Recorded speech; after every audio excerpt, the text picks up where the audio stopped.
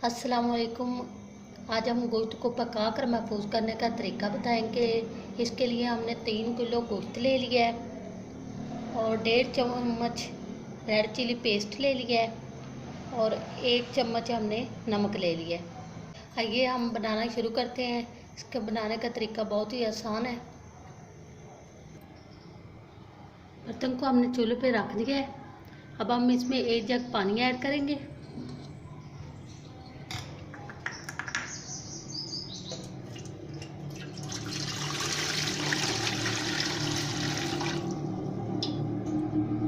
अब हम इसमें गोश्त ऐड करेंगे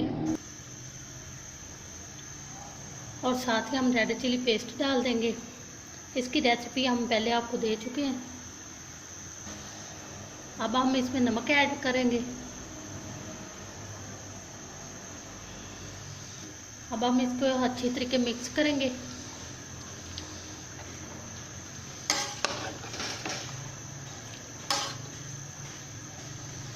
अब हम इसे कवर कर देंगे।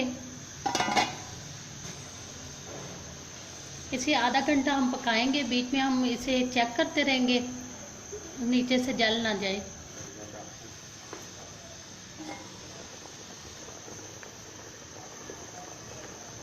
देखें पानी हमारा बॉयल हो रहा है। अब इसी तरह हम वक्फे वक्फे से इसे चेक करते रहेंगे। 20 मिनट हो चुके हैं। आप देख सकते हैं हमारा आधे से ज़्यादा पानी जो है वो खुश्क हो चुका है।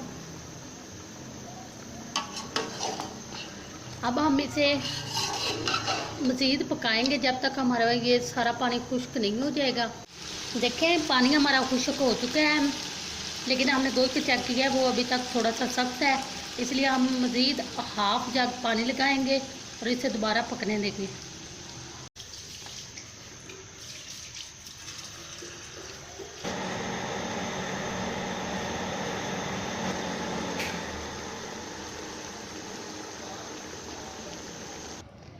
देखें पानी हमारा खुश्क हो चुका है और हमारा गोश्त जो है वो बिल्कुल तैयार है और ये देखें बिल्कुल गल भी चुका है।